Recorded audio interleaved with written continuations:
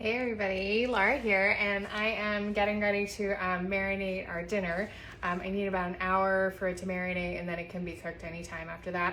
So I posted this earlier. It's the cilantro lime chicken breast, and that's by Skinnytaste. So I'll post the link in the comments just in case you missed it. But if you would like to say hello, I'd love to hear from you.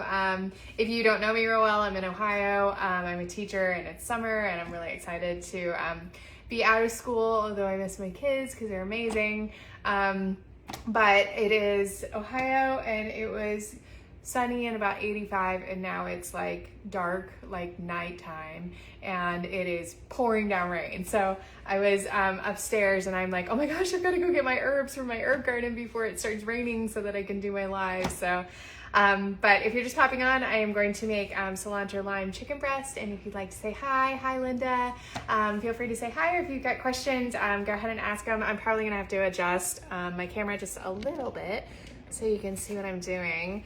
And I also don't tend to follow recipes. I kind of tend to wing it.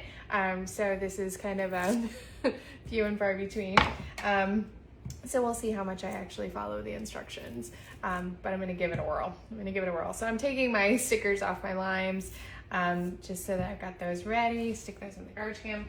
And I'm going to start with chicken, and I prefer chicken thighs, although I know they always ask, all recipes seem to ask for chicken breasts. I prefer chicken thighs. I am very health conscious, and I do not find that chicken thigh versus chicken breast tends to be a problem weight gain wise. So if you're wondering, whether chicken thighs are a fattier, if you get them boneless and skinless, I haven't had problem with that either. Joke that my middle name is Winger. Yep, I get it, Cindy, completely. Completely. So I'm gonna take my chicken thighs out of the bag. We picked these up the other day at a local meat market, which is kind of our favorite. Not only because they do tend to have better prices, but their meats and poultry and bacon tend to be the bomb. So if you are local to Columbus or Bell Fountain or Marysville, that's Mosier's. So if you've been there, I'm sure you know what I'm talking about. So I wasn't sure how many were in here, so I kind of wondered. It was supposed to be 4 chicken breasts, but it came in a bag of chicken, so it was like mystery. Let's see. Not sure how many pieces of chicken that'll be. Okay, let me get this out of here. Move it out of the way and wash my hands real quick. Be right back.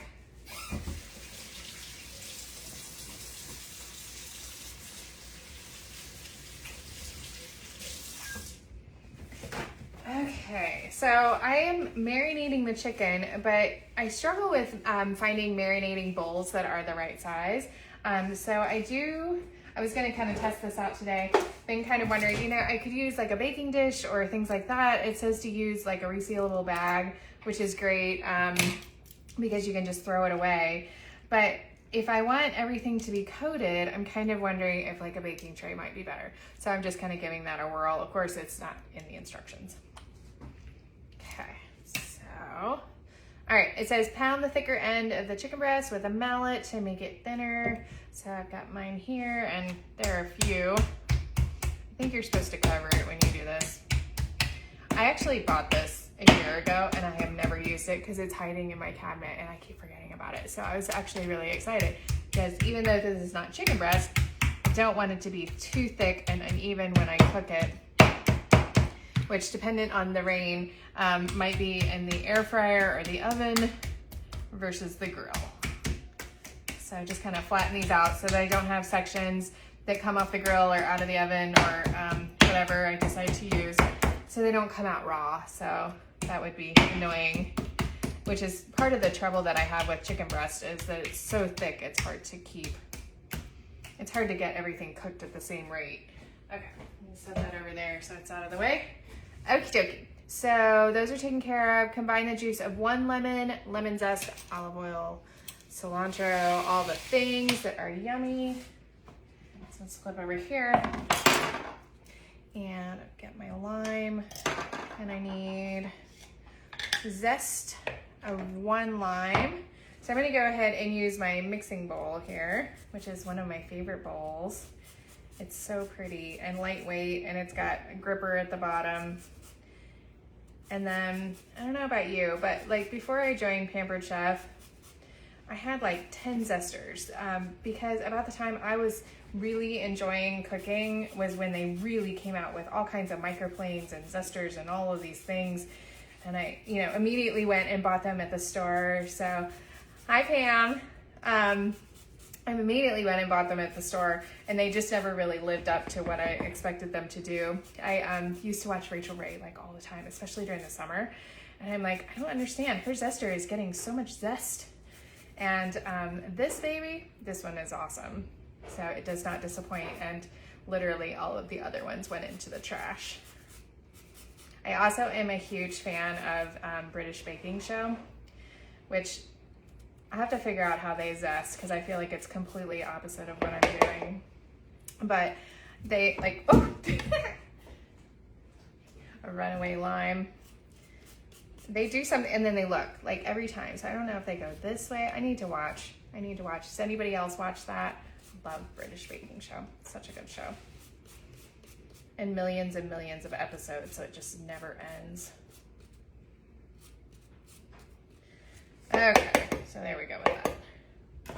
All right, and then I need +1 lime cut into wedges. Okay, so I'll go ahead and cut this one. That would seem a waste to use another one.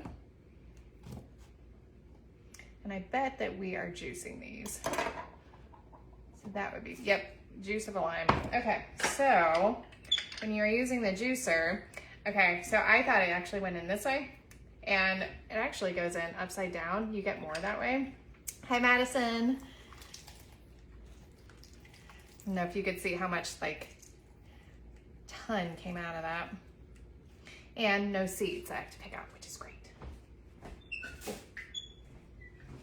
Okay, let's get the other side. And because I have a bunch of chicken, I might actually do another one real quick. I love lime, so I really don't think there could ever be too much lime. It's something that we kind of always have on hand too, which is nice on the fly when you decide coming into dinner you're going to make a new recipe and you may not have everything that you need. So lucked out this time. Hi, Janet. So I pulled the cilantro that I'm going to do next. I pulled it out of my herb garden. It was starting to go crazy. So I guess we've had just the right climate for herbs because my herb garden is like explosive right now. It's awesome. Okay. There we go. That. Okay. Next up, we need olive oil. Let's see how much. Tablespoon of olive oil. Okay, so I have my olive oil dispenser here, which is really cool because I don't have to measure anything, because it's got it on there. So all I do is squeeze and it fills up. Make sure I'm on the side so I can see. Okay, that's teaspoon. Great. Okay, so I'll just pour that in there. It's all measured and I don't have another spoon to clean. And then 1/4 of a cup of cilantro finely chopped. Okay, so I've got my cilantro here. I use this little colander here because I can measure. I mean, obviously I've got way more than I need, but I needed to tame it back just a little bit. So hi, Robin. So I'm gonna rinse it in this because it's got holes in it. And again, I don't need like a great big colander to take care of a little bit of cilantro.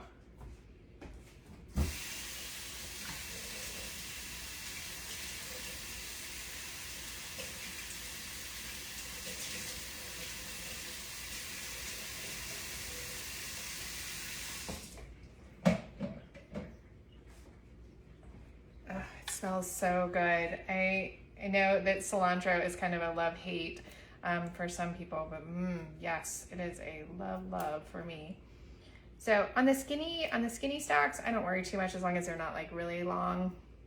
But on the other ones, I kind of trim them back a little. They got a little out of hand before I could get to using them.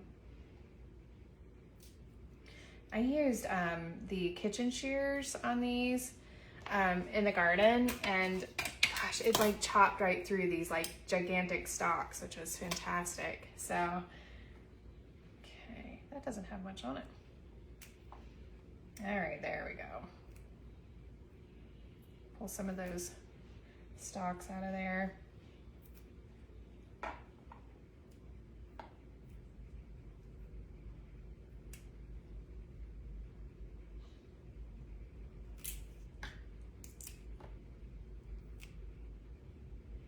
Yeah, I need 1/4 of a cup, so I should be close.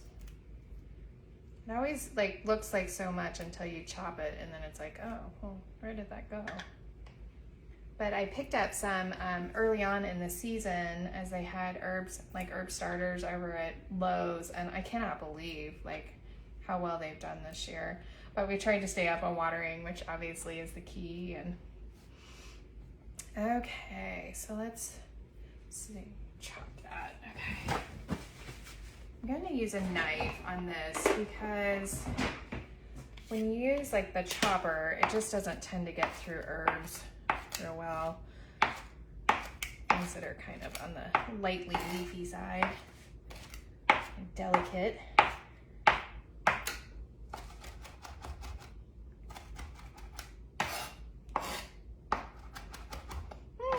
Smells amazing.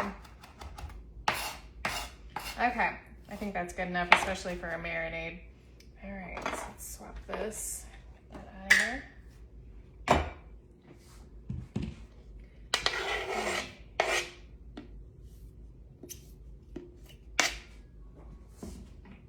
Okie dokie. And then garlic, of course. So I have my garlic here, which this bulb is like gigantic. So, hi Betsy. But I'm gonna take it and put it into the press. I didn't need to peel it, it just kind of naturally peeled anyway, but this should be awesome. I might have to actually cut it to get it in there. Yeah, we'll see. I bet I can get it. Ooh, that was a big one. Awesome. Okay. That almost could count as 2, but I'm going for it. We're gonna have 2 full ones in there. That out of there so I don't clog it up for the next one. Okay.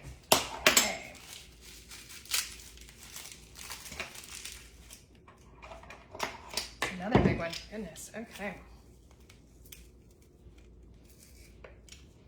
All right. Scrape that in there.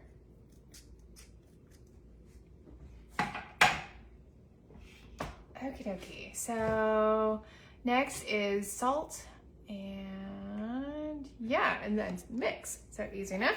Okay, I'm gonna use kosher salt. I use my salt grinder for like table salt and sometimes for eggs. But on something like this where it's a marinade and I'm trying to bring out flavor, I use a kosher salt. So it's like grittier salt, and then mix that in there.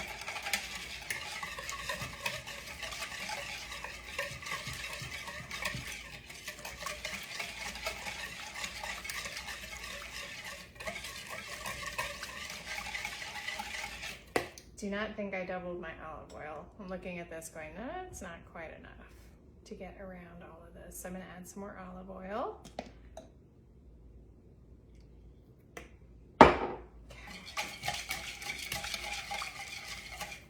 All right, and then I'm gonna move all my stuff out of the way so I don't chicken up all my supplies. Okay, there we go.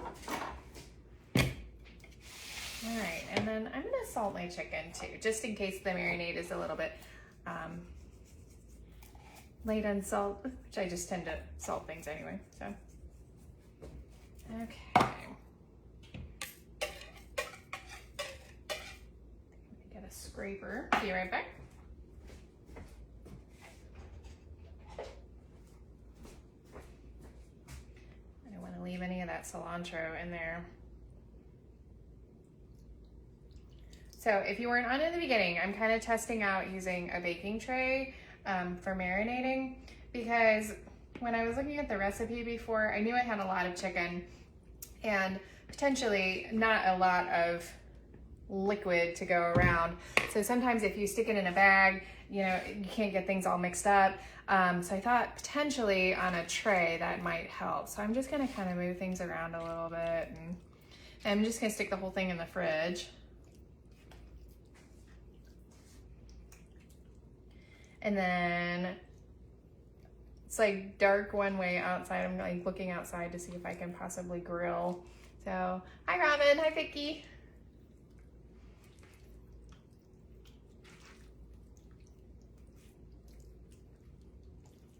Get that all mixed up. That actually did really well to use it on the baking tray. So, to figure out whether I'm going to cover it and put it in the refrigerator, it kind of depends on what's in the refrigerator right now. So, awesome. But it smells amazing. So if it's not too chaotic around here later, I will pop back on and kind of either give some kind of reveal or cook along while I'm grilling or whatever happens based on the weather. So I hope you have a wonderful day, and thanks for checking in. Bye.